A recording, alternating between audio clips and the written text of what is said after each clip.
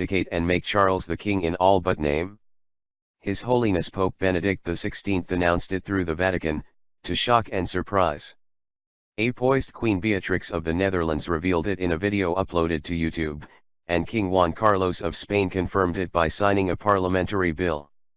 Queen Elizabeth, however, has vowed that abdicate is something she will never do. Abdication is, after all, a dirty word in the corridors of royal palaces, especially after the earthquake caused when her uncle Edward VIII quit the throne in 1936 to marry the twice-divorced Wallis Simpson. And there is no indication that that will ever change.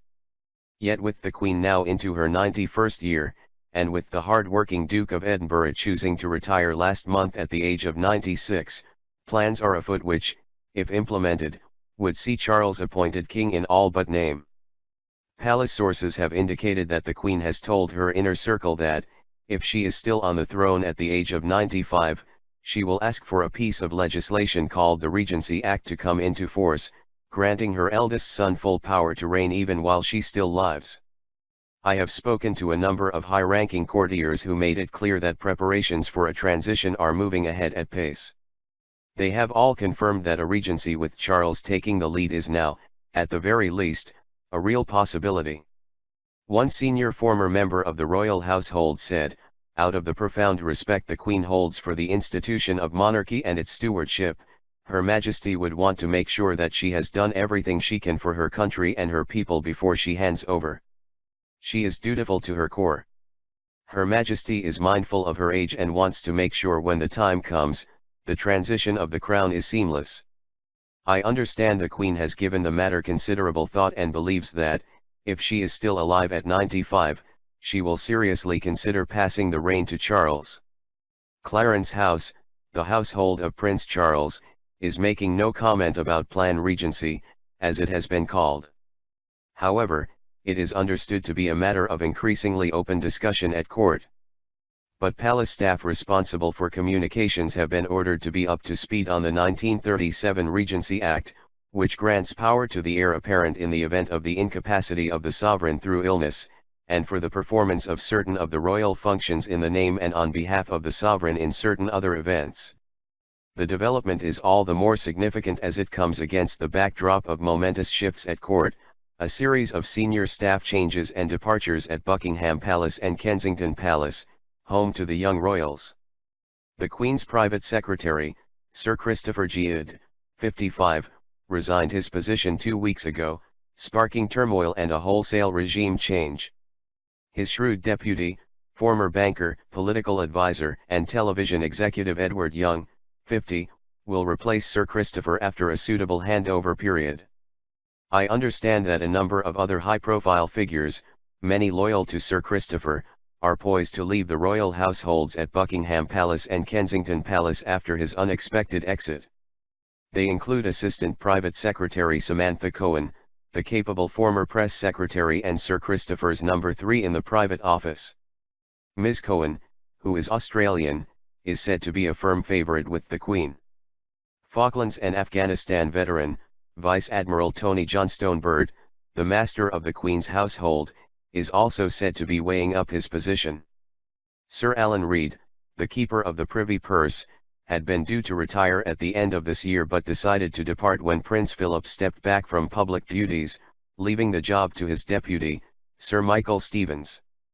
At Kensington Palace, the Duchess of Cambridge has hired a new private secretary, Catherine Quinn, who is head of the University of Oxford said business school. It is understood she will take up her new role in October. Prince William's private secretary, former Ministry of Defence communications expert Miguel Head, and Prince Harry's private secretary, former Blues and Royals captain Ed Lane Fox, 40, are also said to be considering their options. Perhaps significantly, there have been no major staff changes at Clarence House, home to Prince Charles. Of course, the transition to a world in which significantly more royal duties are undertaken by the younger generations is already well underway. Next month, the Duke and Duchess of Cambridge will step into their new roles as full-time working royals, and Prince Harry will be expected to carry out more engagements at his grandmother's side. As ever, the Queen wants there to be the minimum of fuss, said the former member of the royal household.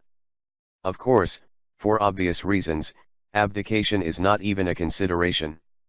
That is not in doubt. On her 21st birthday in 1947, the then Princess Elizabeth took to the airwaves to make one of her earliest radio broadcasts. Speaking from Cape Town, where she was on tour with her parents and younger sister, it was as unequivocal as it was momentous. "I can make my solemn act of dedication with a whole empire listening," she said. "I should like to make that dedication now. I declare before you all that my whole life, whether it be long or short, shall be devoted to your service and the service of our great imperial family to which we all belong." It was a conviction that she confirmed in her coronation oath on June 2, 1953. While it may be acceptable for Queen Beatrix and King Juan Carlos to pass the baton to the next generation, palace aides still believe the word is not part of Her Majesty's vocabulary.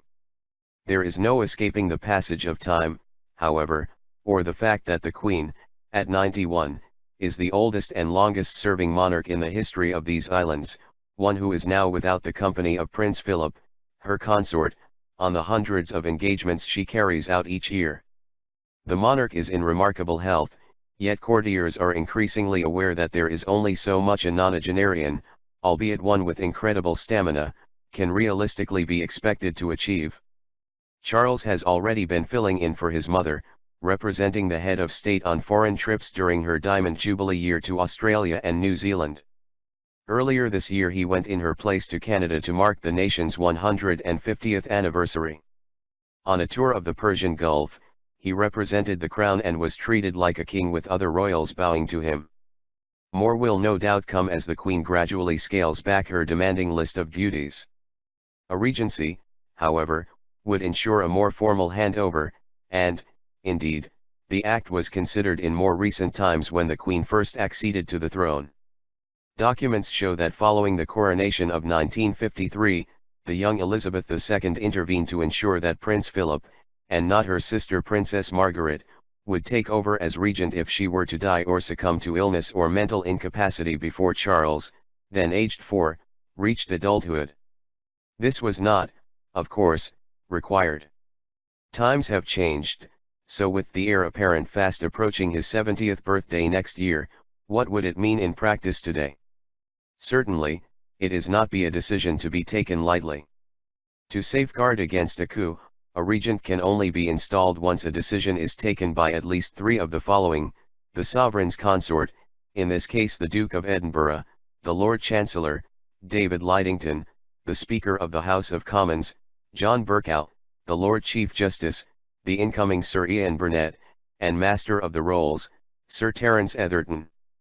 Clarence House and Buckingham Palace officials have played down this speculation, as one would expect. But as one insider told me, we are in uncharted territory right now, a monarchy in transition with a clear shift in power.